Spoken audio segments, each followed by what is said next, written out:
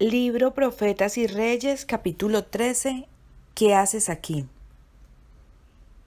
Aunque el lugar del monte Horeb al cual Elías se había retirado era un sitio oculto para los hombres, era conocido por Dios, y el profeta, cansado y desalentado, no fue abandonado para que luchase solo con las potestades de las tinieblas que le apremiaban. En la entrada de la cueva donde Elías se había refugiado, Dios se encontró con él por medio de un ángel poderoso enviado para que averiguase sus necesidades y le diese a conocer el propósito divino para con Israel. Mientras Elías no aprendiese a confiar plenamente en Dios, no podía completar su obra en favor de aquellos que habían sido seducidos al punto de adorar a Baal. El triunfo señalado que había alcanzado en las alturas del Carmelo había preparado el camino para otras victorias aún mayores. Pero la amenaza de Jezabel había desviado a Elías de las oportunidades admirables que se le presentaban. Era necesario hacer comprender al hombre de Dios la debilidad de su posición actual en comparación con el terreno ventajoso que el Señor quería que ocupase. Dios preguntó a su siervo: ¿Qué haces aquí, Elías? Te mandé al arroyo Cherid y después a la viuda de Sarepta. Te ordené que volvieses a Israel y te presentases ante los sacerdotes idólatras en el monte Carmelo. Luego te ceñí de fortaleza para guiar el carro del rey hasta la puerta de Jezreel. Pero ¿quién te mandó huir apresuradamente al desierto? ¿Qué tienes que hacer aquí? Con amargura en el alma Elías exhaló su queja. Sentido he un vivo celo por Jehová, Dios de los ejércitos, porque los hijos de Israel han dejado tu alianza, han derribado tus altares y han muerto a cuchillo tus profetas, y yo solo he quedado, y me buscan para quitarme la vida. Invitando al profeta a salir de la cueva, el ángel le ordenó que se pusiera de pie delante del Señor en la montaña y escuchase su palabra. Y he aquí Jehová que pasaba, y un grande y poderoso viento que rompía los montes y quebraba las peñas delante de Jehová. Mas Jehová no estaba en el viento. Y tras el viento un terremoto, mas Jehová no estaba en el terremoto. Y tras el terremoto un fuego, mas Jehová no estaba en el fuego. Y tras el fuego un silbo apacible y delicado. Y cuando lo oyó Elías, cubrió su rostro con su manto y salió, y paróse a la puerta de la cueva. No fue mediante grandes manifestaciones del poder divino, sino por un silbo apacible, como Dios prefirió revelarse a su siervo. Deseaba enseñar a Elías que no es siempre la obra que se realiza con la mayor demostración la que tiene más éxito para cumplir su propósito. Mientras Elías aguardaba la revelación del Señor, rugió una tempestad, fulguraron los relámpagos y pasó un fuego devorador, pero Dios no estaba en todo esto. Luego se oyó una queda vocecita y el profeta se cubrió la cabeza en la presencia del Señor. Su petulancia quedó acallada, su espíritu enternecido y subyugado. Sabía ahora que una tranquila confianza y el apoyarse firmemente en Dios le proporcionarían siempre ayuda en tiempo de necesidad. No es siempre la presentación más sabia de la verdad de Dios la que convence y convierte al alma. Los corazones de los hombres no son alcanzados por la elocuencia ni la lógica, sino por las dulces influencias del Espíritu Santo, que obra quedamente y sin embargo en forma segura para transformar y desarrollar el carácter. Es la queda vocecita del Espíritu de Dios la que tiene poder para cambiar el corazón. ¿Qué haces aquí, Elías?, preguntó la voz, y nuevamente el profeta contestó: Sentido he un vivo celo por Jehová, Dios de los ejércitos, porque los hijos de Israel han dejado tu alianza, han derribado tus altares y han muerto a cuchillo tus profetas, y yo solo he quedado y me buscan para quitarme la vida. El Señor respondió a Elías que los que obraban mal en Israel no quedarían sin castigo. Iban a ser escogidos especialmente hombres que cumplirían el propósito divino de castigar al reino idólatra. Debía realizarse una obra severa para que todos tuviesen oportunidad de colocarse de parte del Dios verdadero. Elías mismo debía regresar a Israel y compartir con otros la carga de producir una reforma. El Señor ordenó a Elías: Ve, vuélvete por tu camino por el desierto de Damasco, y llegarás y ungirás a Hazael por rey de Siria, y a Jehú, hijo de Nimsi, ungirás por rey sobre Israel, y a Eliseo, hijo de Sapat, de Abel-Mehula, ungirás para que sea profeta en lugar de ti. Y será que el que escapare del cuchillo de Hazael, Jehú lo matará, y el que escapare del cuchillo de Jehú, Eliseo lo matará. Elías había pensado que él era el único que adoraba al verdadero Dios en Israel, pero el que lee en todos los corazones reveló al profeta que eran muchos los que a través de los largos años de apostasía le habían permanecido fieles.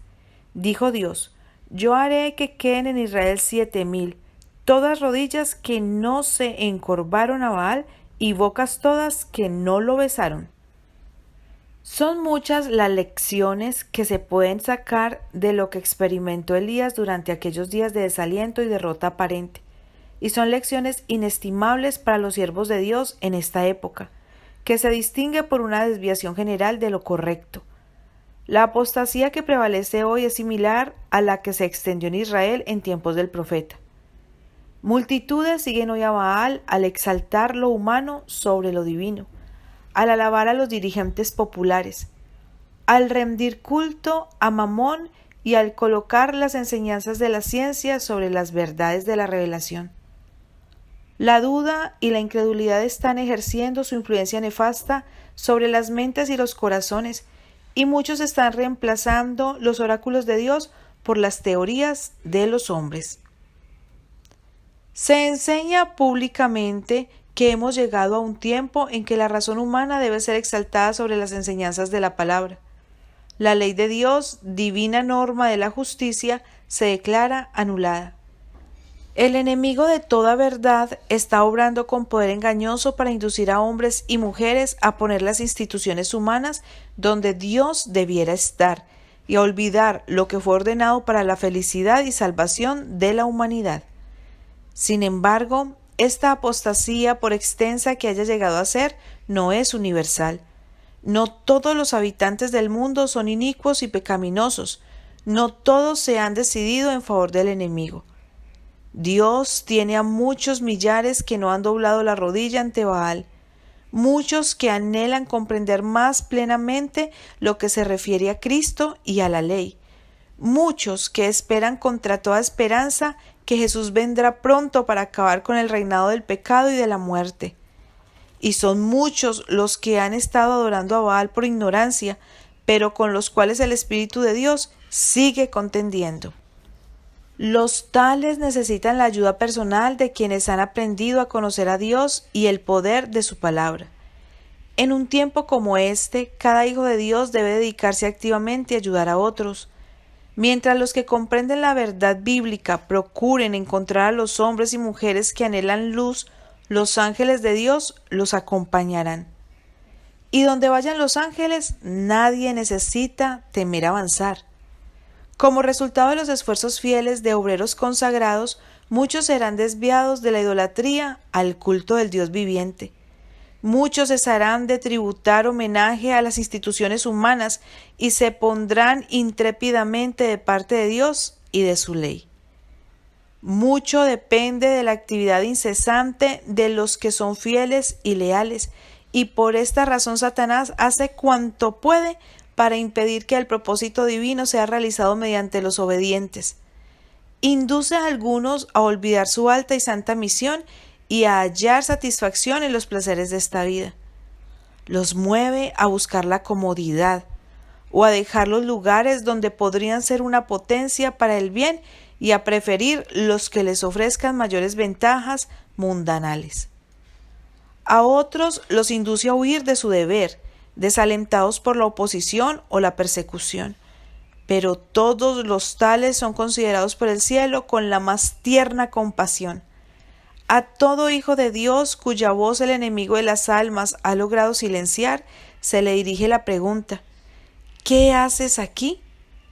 Te ordené que fueses a todo el mundo y predicases el Evangelio, a fin de preparar a un pueblo para el día de Dios. ¿Por qué estás aquí? ¿Quién te envió? El gozo propuesto a Cristo, el que le sostuvo a través de sacrificios y sufrimientos, fue el gozo de ver pecadores salvados. Debe ser el de todo aquel que le siga el acicate de su ambición. Los que comprendan siquiera en un grado limitado lo que la redención significa para ellos y sus semejantes, entenderán en cierta medida las vastas necesidades de la humanidad.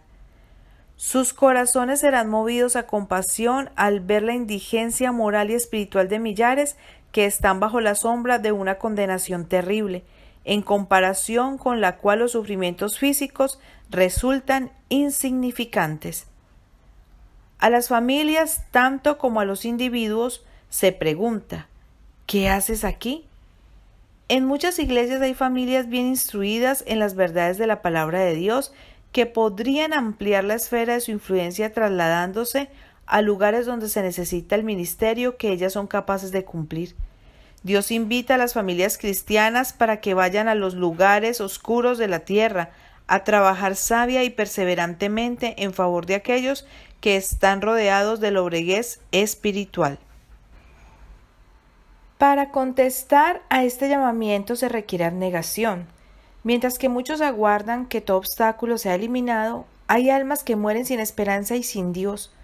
Por amor a las ventajas mundanales o con el fin de adquirir conocimientos científicos, hay hombres que están dispuestos a aventurarse en regiones pestilentes y a soportar penurias y privaciones. ¿Dónde están los que quieran hacer lo mismo por el afán de hablar a otros del Salvador? Si en circunstancias penosas, hombres de poder espiritual apremiados más de lo que pueden soportar se desalientan y abaten, si a veces no ven nada deseable en la vida, esto no es cosa extraña o nueva. Recuerden los tales que uno de los profetas más poderosos huyó por su vida ante la ira de una mujer enfurecida. Fugitivo, cansado y agobiado por el viaje, con el ánimo abatido por la cruel desilusión, solicitó que se le dejase morir. Pero fue cuando su esperanza había desaparecido y la obra de su vida se veía amenazada por la derrota, cuando aprendió una de las lecciones más preciosas de su vida. En la hora de su mayor flaqueza, conoció la necesidad y la posibilidad de confiar en Dios en las circunstancias más severas. Los que mientras dedican las energías de su vida a una labor abnegada, se sienten tentados a ceder al abatimiento y la desconfianza, pueden cobrar valor de lo que experimentó Elías.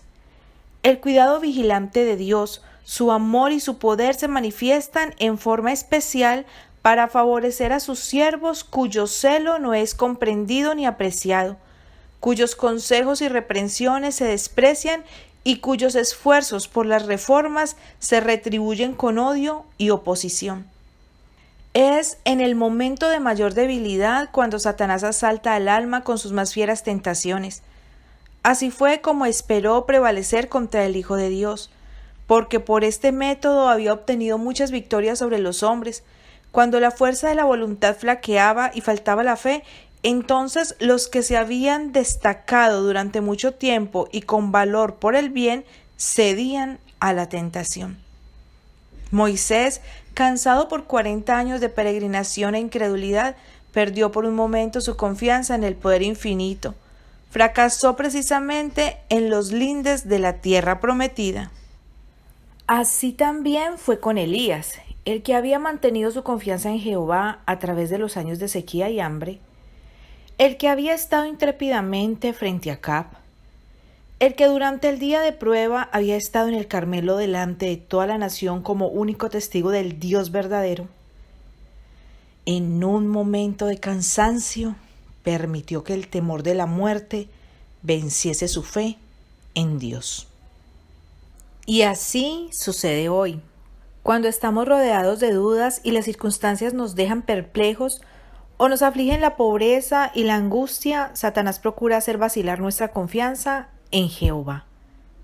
Entonces es cuando despliega delante de nosotros nuestros errores y nos sienta a desconfiar de Dios, a poner en duda su amor, Así espera desalentar al alma y separarnos de Dios.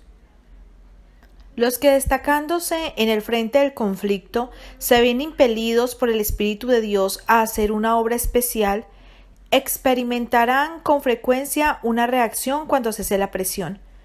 El abatimiento puede hacer vacilar la fe más heroica y debilitar la voluntad más firme. Pero Dios comprende y sigue manifestando compasión y amor. Lee los motivos y los propósitos del corazón.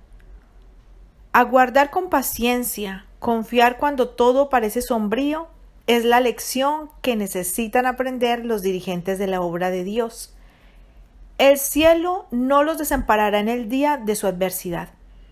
No hay nada que parezca más impotente que el alma que siente su insignificancia y confía plenamente en Dios. Y en realidad no hay nada que sea más invencible. No solo es para los hombres que ocupan puestos de gran responsabilidad la lección de lo que experimentó Elías al aprender de nuevo a confiar en Dios en la hora de prueba. El que fue la fortaleza de Elías es poderoso para sostener a cada hijo suyo que lucha, por débil que sea. Espera de cada uno que manifieste lealtad y a cada uno concede poder según su necesidad. En su propia fuerza el hombre es absolutamente débil, pero en el poder de Dios puede ser fuerte para vencer el mal y ayudar a otros a vencerlo. Satanás no puede nunca aventajar a aquel que hace de Dios su defensa. Ciertamente en Jehová está la justicia y la fuerza. Hermano cristiano, Satanás conoce tu debilidad, por lo tanto aférrate a Jesús. Permaneciendo en el amor de Dios puedes soportar toda prueba. Solo la justicia de Cristo puede darte poder para resistir a la marea del mal que arrasa el mundo. Introduce fe en tu experiencia. La fe alivia toda carga y todo cansancio. Si confías de continuo en Dios, podrás comprender las providencias que te resultan ahora misteriosas. Recorre por la fe la senda que Él te traza. Tendrás pruebas, pero sigue avanzando. Esto fortalecerá tu fe y te preparará para servir. Los anales de la historia sagrada fueron escritos, no simplemente para que los leamos y nos maravillemos, sino para que obre en nosotros la misma fe que obró en los antiguos siervos de Dios. El Señor obrará ahora de una manera que no será menos notable doquiera haya corazones llenos de fe para ser instrumentos de su poder. A nosotros, como a Pedro, se dirigen estas palabras. Satanás os ha pedido para zarandearos como a trigo, mas yo he rogado por ti que tu fe no falte. Nunca abandonará Cristo a aquellos por quienes murió. Nosotros podemos dejarle y ser abrumados por la tentación, pero nunca puede Cristo desviarse de un alma por la cual dio su propia vida como rescate. Si nuestra visión espiritual pudiese despertarse, veríamos almas agobiadas por la opresión y cargadas de pesar, como un carro de gavillas a punto de morir desalentadas.